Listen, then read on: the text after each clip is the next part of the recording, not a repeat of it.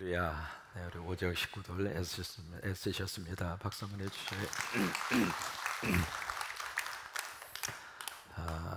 오늘 어제 이어서 지금 말씀하시는 하나님의 심판의 그 대상자로 등장하고 있는 나라가 두로와 시돈. 그 당시 나라 이름으로 말하면 페니키아 또는 베니게라고 하는 그 나라에 대한 하나님의 심판의 메시지입니다.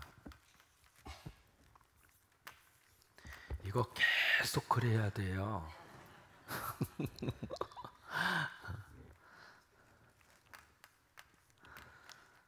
지도를 그리고 이렇게 들으니까 좀 이해가 조금 끄떡끄떡, 그죠? 지도를 통해서 보니까 훨씬 더 낫죠. 이쪽에 이제 북쪽에 이스라엘, 이쪽이 남쪽에 유다이고요. 지금 이제 하나님이 예언의 말씀을 하시는 나라는 이쪽 두로와 시돈 해안가, 이게 바로 지중해라고 하는 바다죠. 해안가에 위치해져 있는 두로 시돈. 두로 시돈은 나라가 아니라 페니키라고 하는 나라의 4개 도시 가운데 수도가 두로였고, 그리고 이제 그 다음에 두 번째로 큰 도시가 시돈이었어요. 그래서 그 나라의 대표적인 두 도시를 두로와 시돈이라고 성경에 기록이 되어져 있는 거죠. 어쨌든 이제 두로와 시돈이 하나님의 심판을 받아서 망하게 될 것이다. 그래서 이제 오늘 메시지 골자는 여기 시작의 말씀이 어떻게 시작이 되느냐면 13절에 갈대아 사람의 땅을 봐라, 그 말씀으로 시작을 합니다. 이 갈대아 사람의 땅이 바로 어디 땅이냐면 이쪽에 위치해져 있는, 이쪽에 위치해져 있는 바벨론.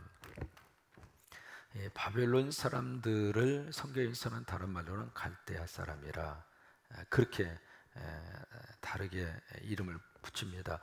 왜 그 말이 나왔느냐면 이 바벨론 남쪽에 이 갈대아 사람들이 살고 있었는데, 이 갈대아 사람들이 이쪽에 바벨론 지역의 그 도시를 점령을 해요. 그래서 이제 나중에 갈대아 사람들이 바벨론이라고 하는 나라에 중요한 어떤 힘을 가지게 되는데, 그때부터 이 바벨론 사람들과 갈대아 사람들을 혼용해서 쓰고 있습니다. 성경에서 이제 갈대아, 그 갈대아는 바벨론에 대한 또 다른 호칭이구나 라고 이해를 하시고 보시기를 바랍니다. 마치 에돔 사람들을 두마라고 이야기하는 것처럼 이 바벨론 사람을 갈대아 사람으로 같이 그렇게 혼용해서 쓰고 있는 거예요. 그러면서 이제 하시는 말씀이 바로 여기 봐라, 바벨론, 바로 이 땅을 봐라. 왜? 그 땅 백성들 다 사라지게 됐고, 그리고 아수라 사람들이 와서 짐승들이 살 수밖에 없는 곳으로 전부 다 황폐하게 되지 않았느냐. 그러니까 지금 이 하나님의 이 메시지를 들으면서 그냥 듣고 끝내지 마, 그 이야기예요. 왜? 여기 봐, 그 나라 어떻게, 그 나라의 꼴이 어떻게 됐는지 그거 보고 하나님의 메시지 듣고 정신 차려, 그 이야기예요. 지금. 이제 그게 이제 첫 번째 메시지고, 그 다음에 두 번째는 무슨 말씀을 하시느냐면 70년이라고 하는 기한이 차면 두로 너희 나라를 다시 회복시킬 것이다. 그게 이제 두 번째 메시지입니다. 70년이라고 하는 이 기간이 딱 찼을 다음에 다시 너희 이 나라가 회복되게 되는데, 여기서 이제 중요한 포인트가 있습니다. 어떻게 회복이 되는가? 17절에 보시면 70년이 어떻게 한 후에, 찬 후에 하나님은 꽉 찼을 때 역사하셔요. 요한복음 2장에 보시면은 거기에 이제 물을 포도주로 만드는 사건이 있잖아요. 거기에 항아리에다가 참나는 그 표현이 우리 한국적인 표현이라고 생각을 해요. 뭐냐면 항아리 어디까지 채워요? 세상에 아구, 아구가 어디예요? 괜히 또 여기다가 아구 하지 마지. 그러니까 그 항아리에 그 저기가 찰 수 있는 것만큼 채운 다음에 그때까지 주님이 보고 계신 거예요. 그리고 그 아구까지 찰 때까지 하인들이 불을 갖다가 계속 부은 거예요. 그러니까 우리가 물을 떠서 부을 때에도 하나님의 역사가 나타나는 그 순간까지, 양이 찰 때까지, 시간이 찰 때까지, 역사가 일어나는 그 순간, 거의 찰 때까지 갖다가 붓는 거예요. 그리고 나니까 예수님이 떠다가 주어라. 그러니까 떠다가 주어서 결국 물이 포도주로 바뀌어지잖아요. 그러니까 그 꽉 찼을 때 하나님이 역사를 하시는 것처럼 여기서도 숫자를 제시하는 거예요. 70년이 되면 내가 두로를 다시 회복하게 할 것이다. 근데 어떤 역사가 나타나게 되는가? 18절에 보시면 무역하고 그리고 그것을 통해서 프로핏 이익을 얻은 것을 누구에게 돌리냐면 거룩한 하나님에게 돌리게 될 것이다. 참 묘한 하나님의 거룩한 역사입니다. 해상 무역을 통해서 두로가 굉장히 많이 발전했잖아요. 경제적인 부를 누렸잖아요. 근데 70년 전에는 이 두로 시돈 사람들이 돈 벌어서 자기만을 위해서 썼어요. 근데 70년이 되고 나서 하나님이 회복한 다음에는 그들이 그 물질을 누구를 위해서 쓰느냐면 하나님을 위해서 쓰더라 이 말이에요. 이게 완전히 달라진 거예요.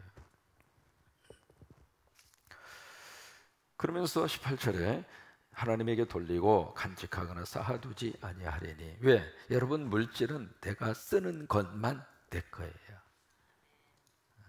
쓰지 않는 것은 그냥 남의 거예요. 그렇잖아요. 지금 내가 먹은 것만 내가 먹은 거예요. 차려놨다고 해서 다 내 겁니까? 잡수셔야 내 거예요. 여러분 맛있는 거 있으면 꼭 잡수세요. 괜히 차려놓기만 하시고 맛있겠다 침 꼴까, 맛있겠다 침 꼴까, 그 나하고 아무 상관이 없는 거예요. 그러니까 부지런히 잡수세요. 아이들한테만 주려고 하지 마시고 좋은 거 있으면 몰래 부엌에서 막 먹어버려.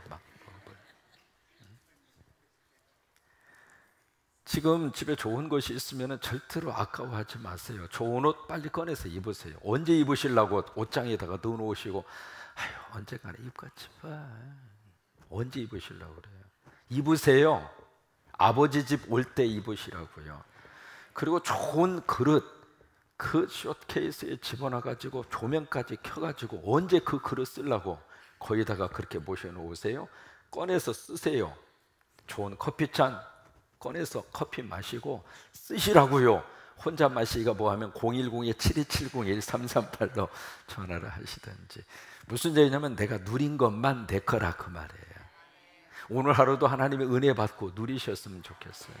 참 저 사람 행복하겠다. 부러워하고 끝나지 말고 그 행복을 내가 가지고 살면 얼마나 좋아요. 어떻게 가지고 살아요? 내가 누리면 된다 그 말이에요. 돈도 마찬가지거든요. 내가 써야 내 거예요.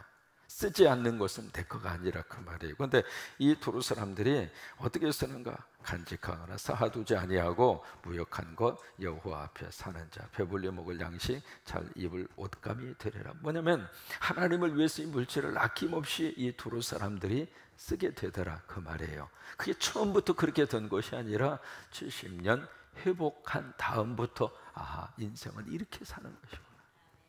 지금까지는 땅에다가 쌓아놓는 거라고 그걸로 그냥 급하게 그렇게 살았는데 이제는 고통의 기간이 지나서 70년대가 돼서 회복한 다음부터는 인생은 이렇게 사는 것이 의미 있는 거구나. 이게 믿음 생활하는 행복함이구나. 그 마음을 가지고 주님 중심으로 주님에게 드리면서 그렇게 이제 사는 사람으로 두루 사람들이 바꿔지게 될 것이다. 그렇게 이제 이사야를 통해서 예언을 하시는데 역사학자 유세비우스라고 하는 역사학자가 있습니다. 유세비우스라고 하는 역사학자. 이 유세비우스라는 역사학자가 그것을 기록을 했습니다. 뭐냐면 두로 땅 위에 십자가가 세워졌고 두로 사람들이 하나님을 찬양하고 멋진 하나님의 사람들로 바꾸어진 것을 이 유세비우스라고 하는 역사학자가 역사적으로 기록을 해서 우리에게 알려주고 있어요. 오늘 이 말씀을 통해서 우리가 꼭 기억을 해야 할 것이 있어요. 뭐예요? 사람은 역사를 보면서 배워야 합니다. 어느 민족이든지 역사를 통해서 배우지 않는 민족은 미래가 없다고 그랬어요. 두 가지를 배워야 돼요. 역사 속에서 우리는 늘 긍정적인 요소하고 부정적인 요소가 항상 역사 속에서는 함께 와요. 긍정적인 요소는 이렇게 하니까 이렇게 복을 받는구나. 이렇게 하니까 좋은 일이 일어나는구나. 이렇게 하니까 반듯하게 세워져 가는구나. 이렇게 하니까 튼튼해지는구나. 이것은 역사를 통해서 배우는 긍정적인 교훈이라 그 말이에요. 또 하나, 부정적인 요소가 역사 속에 어느 나라의 역사든지 부정적인 요소가 없을 수가 없어요. 그 역사를 보면서 이렇게 하면 안 되는구나, 이렇게 하면 나라가 망하는구나, 이렇게 하면 미래가 없는 거구나, 그걸 배우고 부정적인 역사의 요소를 긍정적인 요소로 바꾸는 나라가 미래가 있고 희망이 있는 거란 말이에요. 그것을 배워야 돼요. 오늘 이제 광복 72돌입니다. 참 묘한 게 오늘 또 70이라고 하는 숫자가 나옵니다. 그러면 여기서 해석을 해야 돼요. 왜 70년인가? 끊임없이 우리는 물어야 돼요. 왜? 물어야 답을 찾을 수 있고요, 물어야 하나님의 말씀을 통해서 하나님이 어떻게 말씀하신가라고 하는 것을 알게 되기 때문에, 왜? 알아야 하나님의 역사와 은혜를 더 많이 붙들고 살아갈 수 있어요. 그러니까 물어야 돼요. 왜 70인가? 또 72년의 광복을 맞이하면서 과연 우리나라의 상황과 현실은 어떤가 물어야 된다 이 말이에요.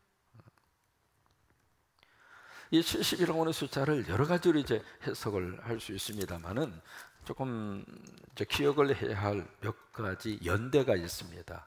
그 연대가 바로 뭐냐면, 첫 번째로 기억하셔야 될 연대가 BC 605년입니다.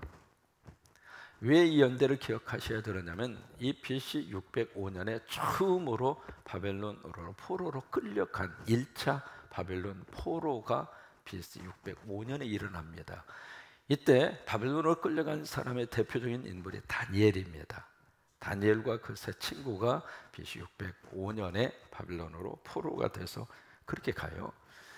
그 다음에 이제 이것이 1차고 1차 바벨론 포로, 그 다음에 2차 바벨론 포로가 그 다음에 또 한 번 이루어지게 돼요. 그것이 BC 597년입니다. 그러니까 605년 별로 이제 그 많은 그 기간이 아니죠. 이제 몇 년 후에 두 번째 바벨론 바벨론 포로가 돼서 끌려가게 되는데, 그때 대표적으로 끌려간 사람이 누구냐면 에스겔입니다. 이때는 다니엘이고 두 번째는 에스겔이 그때 이제 대표적으로 바벨론으로 끌려가게 돼요. 그리고 세 번째 바벨론 포로가 1차, 2차, 3차에 걸쳐서 이루어졌거든요, 역사적으로. 그래서 세 번째는 BC 586년입니다. 586년에 이때 이제 제 세 번째 바벨론으로 포로로 끌려가는 일이 일어나는데, 이때가 이제 BC 586년에 무슨 일이 있었느냐면, 바로 바벨론 사람들이 와서 이스라엘을 초토화를 시켜버려요. 그리고 예루살렘 성전을 포위를 합니다. 포위를 하는데, 그때 통치하던 왕이 누구냐면 시드기야예요.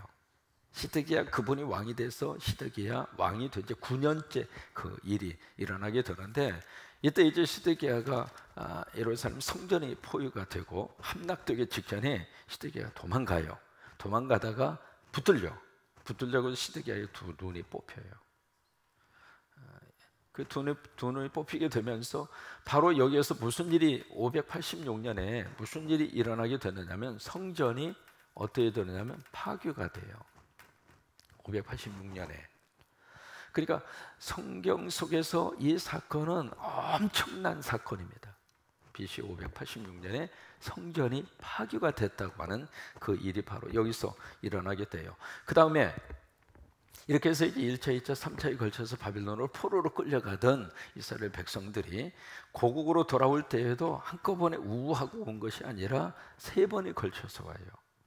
세 번에 걸쳐서 이제 고국으로 돌아오게 되는데, 그 일을 진행한 사람이 지난번 말씀드린 고레스라고 하는 사람.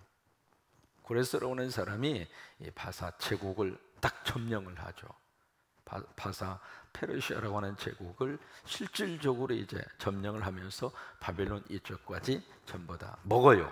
그것이 이제 메데 바사라고 하는 나라가 그 바벨론까지 먹는 그 일을 하는데, 그 일에 가장 앞장서서 그 일을 했던 사람이 고레스인데, 이 고레스라고 하는 사람이 BC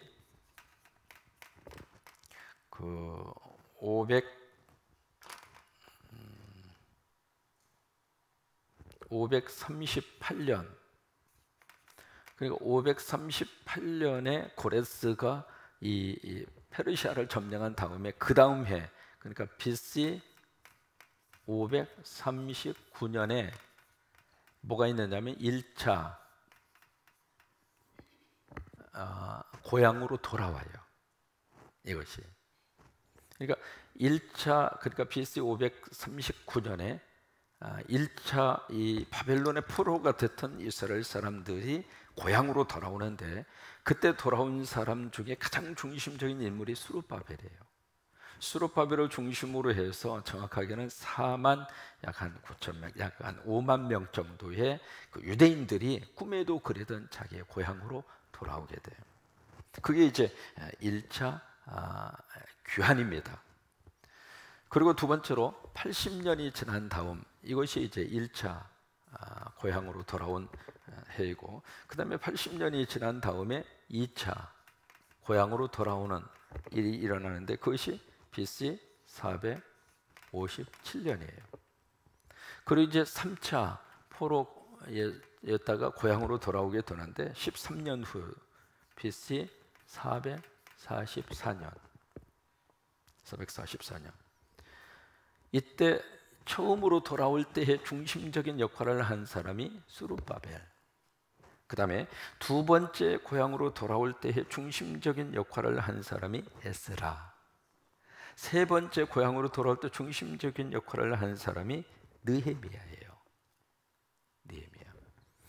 근데 여기서 중요한 포인트가 있습니다. 뭐냐면 여기에 1차로 고향으로 돌아가면서 가장 고레스의 입을 통해서 하나님이 하시는 말씀이 있습니다. 너희가 고향으로 돌아가면 가장 먼저 할 일이 있다. 그것이 바로 뭐냐면 무너진 성전을 재건해라. 그게 이제 임무예요. 그러면서 이 고레스가 필요하면 내가 물질도 대줄게, 그 이야기까지 해요. 수르바벨이 왔단 말이죠. 와가지고 무너진 성전을 재건하려고 막 무진내를 씁니다. 딱 와서 보니까 살 집도 없지, 아무것도 없잖아요. 70년 만에 돌아왔으니까. 정확하게는 67년 만입니다. 딱 와보니까 아무것도 없잖아요. 그러니까 먹고 사는 것이 너무 힘들었어. 그래서 성전 재건을 위해서 기초공사만 딱 해놓고, 또 이 사마리아 산발렛부터 시작해서 막 입에서 방해 공작을 하는 사람들이 때문에 그 등살에 더 이상 어떻게 하지를 못하고 기초공사만 하고 그냥 손을 놓고 안 한 거예요. 안 하니까 그 다음에 이제 하나님이 어떻게 말씀을 하시느냐면, 이 수르바벨이 더 이상 그 일을 진행을 안 하고 자꾸 다른 생각을 하는 거예요. 그러니까 하나님이 학개라고 하는 하나님의 종을 보내는 거예요.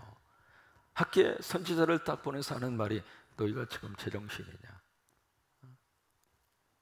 지금 가장 중요하게 해야 할 일이 무엇인데 그것을 지금 내박쳐 놓고 지금 성전이 저렇게 파괴가 돼서 저 지경으로 지금 있는데 너희가 너희 집만 그렇게 편벽도 입어, 그런 표현을 쓰잖아요. 지금 그렇게 할 그런 상황이냐? 그러면서 학개를 통해서 다시 성전을 지어야 할 이유를, 성전의 중요성을 다시 한번 그들에게 깨우쳐줘요. 그래서 학개하고 스가랴하고 그다음에 스룹바벨하고 셋이 합쳐가지고 그 다음에 으쌰으쌰 해서 결국 성전을 재건을 합니다. 성전을 재건을 하는데, 그 성전을 재건을 한 횟수가 BC 516년입니다.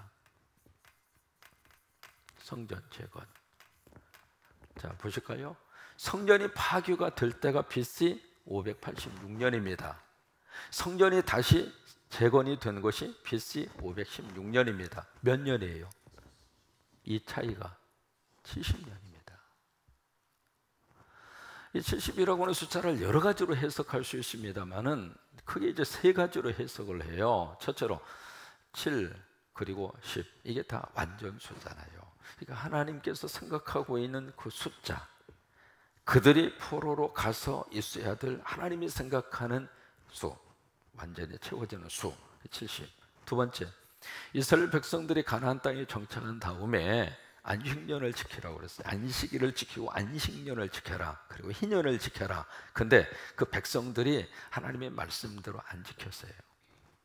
그 연수를 다 합쳐보니까 70년이라 이 말이에요.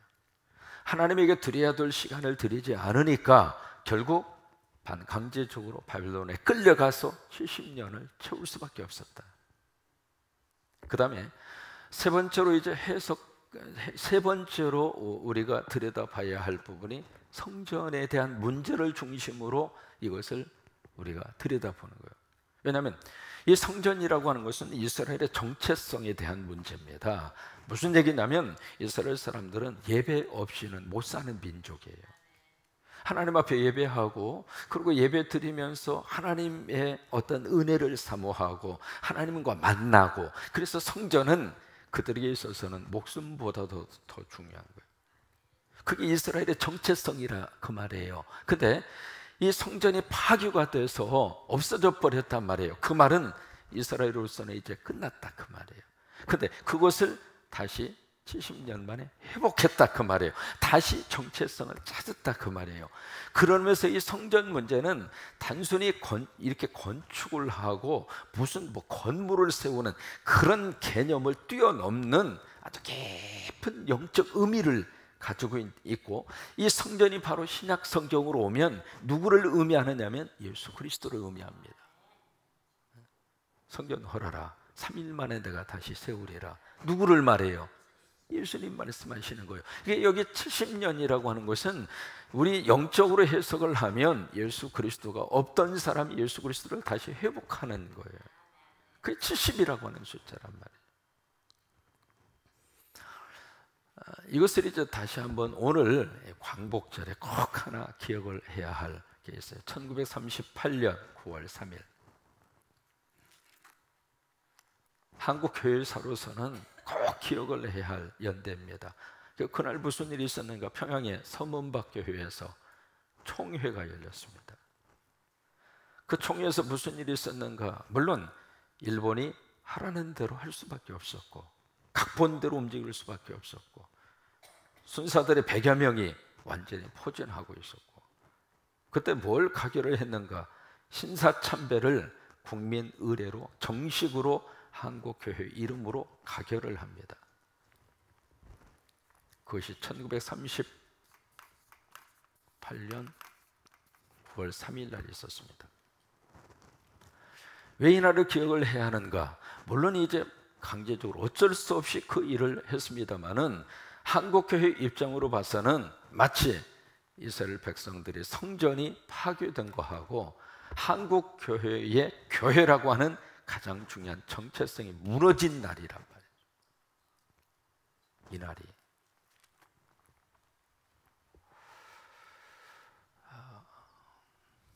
그렇다면 지금 우리가 이 성경의 역사를 들여다보면서 그 역사는 과거적인 역사로 끝나는 게 아니거든요. 지금도 그 역사가 반복된다 그 말이에요. 적어도 우리 입장으로서는 우리의 70년은 언제인가? 다시 말해서 이 70년이 차야 바로 이제 포로에서 끝나고 우리로 말하면 통일이 이루어지고, 우리 입장으로서는 그게 바로 포로에서 끝나는 거 아닙니까? 북한 동포들이 그저 한 사람의 압제 속에서 공산주의 이념 속에서 씨름하고 있는 북한 동포들의 입장으로 보면은 바벨론 포로하고 뭐가 달라요? 그러면 그게 끝나는 시간이 성서적인 시간으로 보면 언제예요? 70이라 이 말이에요. 그런데 그 70이라고 하는 숫자 속에 어떤 의미를 강하게 우리가 심어주고 있느냐면 성전 문제라 그 말이에요. 성전. 이걸 숫자로 계산을 하면은 1차가 605년이잖아요. 그리고 포로 귀환이 BC 538년이잖아요. 숫자적으로 계산하면 이것은 70년이 아닙니다. 67년이에요. 67년이기 때문에 반올림해서 70년이라고 뭐 그러죠. 성경은 그렇게 적당히 가는 게 아니에요. 그러니까 이런 숫자적인 개념에서 정확하게 떨어져 나오는 것은 성전 문제였다 그 말이에요. 성전이 파괴되었다가 성전이 회복되는 기간이 70년이었다 그 말이에요. 그럼 우리 민족으로서도 이 영적인 하나님의 거룩한 은혜로 영적인 광복을 얻는 평화 통일과 무너진 막혀있는 이 에바다의 역사가 일어나는 그 시기가 70인데, 그 70이라고 하는 숫자 속에 가장 중요하게 기억을 해야 할 것은 교회 문제라 그 말이에요. 38년도에 한국 교회가 무너진 거예요.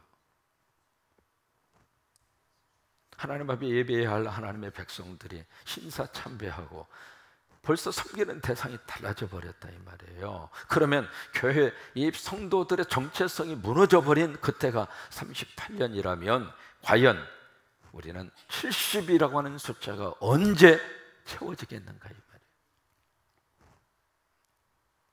그래서 우리는 이 교회를 새로 세우는 것이 이 민족의 미래이고 희망이에요.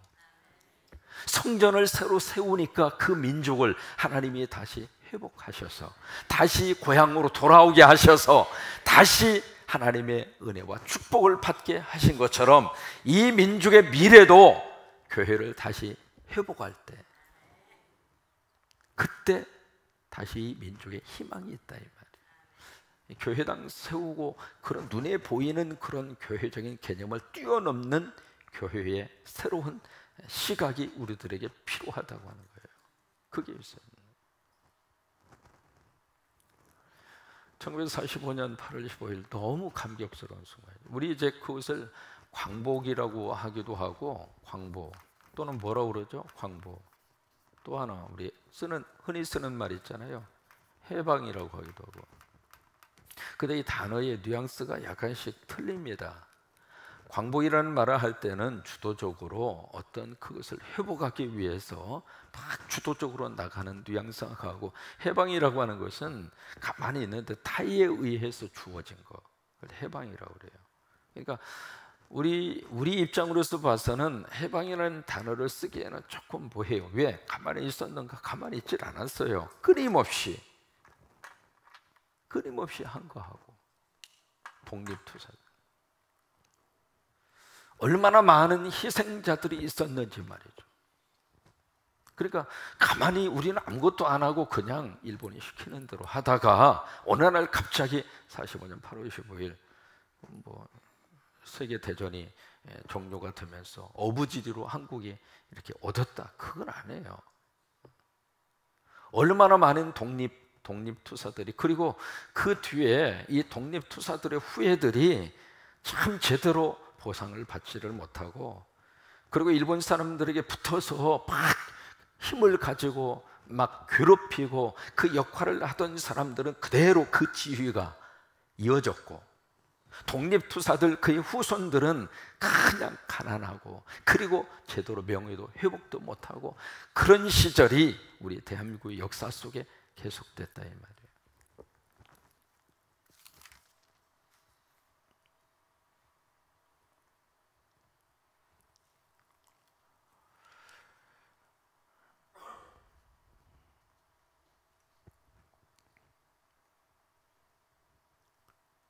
제가 한 자료를 보니까 이승만 정권이 딱 들어와서 그 당시에 있었던 그 일본에 앞장서서 있었던 사람들이 있었잖아요. 그 사람들, 그리고 전체 그 공무원들이 있었는데, 그 공무원들의 75%가 일제의 앞잡이 노릇을 하던 사람이 그대로 이승만 정권이 들어서서 공무원이 된 거예요. 근데 그것이 지금까지 계속 흘러오고 있는 거예요. 무슨 얘기예요? 한국은 한 번도 역사에 대해서 제대로 정리한 적이 없다 그 말이에요. 나라를 위해서 희생하고, 나라를 위해서 가정을 버리고 버릴 수밖에 없었고, 나라를 위해서 있던 재산은 다 송두리째 쏟아 부어서 어떻게 쓰든지 이 나라를 바로 세워보겠다고 바른 정신을 가지고 싸웠던, 그리고 항거했던, 목숨을 바쳤던 그 사람들, 그 후손들은 완전히 천덕꾸리 신세가 돼버렸고, 일본에 붙어가지고 그냥 억압하고 착취하고 빼앗아가고 그러면서 호화호식하던 사람이 그대로 나라의 운명이 바뀌었음에도 불구하고 그대로 그 자리에서 또 누르고 빼앗아가고 그 구조가 계속되었다 이 말이에요. 이게 정말 한국의 슬픈 역사입니다.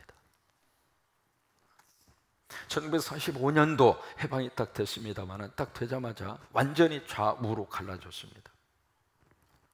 해방된 그 다음 날 16일 날 우리 한국이 이 모든 치안과 모든 저기를 우리가 인수받았는 거 아니에요. 여운형을 중심으로 일본의 치안 전체 책임자하고 민족의 대표자로 건국위원회 위원장으로 있던 여운형하고 같이 그것을 논의를 하고 있는 사이에 메가다가 들어와서 뭐라고 그러는 줄 알아요? 더 이상 그거 논의하지 말아라. 그러면서 이제 좌우로 갈라져서 신탁 통치가 이루어지게 됐고 그때부터 우리는 계속 좌우 양진영으로 갈라져서 싸우기 시작했어요. 1946년 8월 15일 광복절 1주년 때 서로 갈라져서 기념식을 했습니다. 한쪽은 좌익, 한쪽은 우익. 너무 슬픈 역사.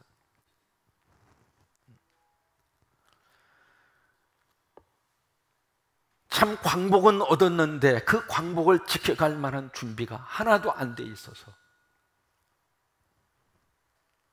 그 슬픈 역사가 지금까지도 우리 민족의 역사 앞에 그대로 지금 와 있는 거예요. 우리는 마음 아파해야 합니다.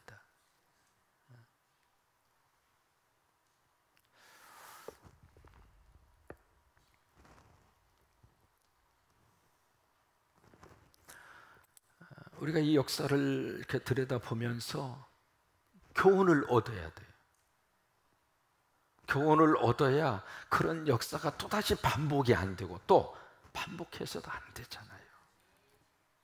그렇잖아요. 그러면서 좀 길어져서 미안합니다만 이스라엘의 이 70년의 역사를 한번 들여다보면서 이것을 우리가 지금 한번 우리 민족의 역사 속에서 과연 우리 민족의 이 포로의 이 기간, 이 암흑 같은 서로 갈라져서 너 죽고 나 죽고 뭐 그런 식으로 가는 이것이 언제쯤 끝나게 될 것인가 이 말이에요.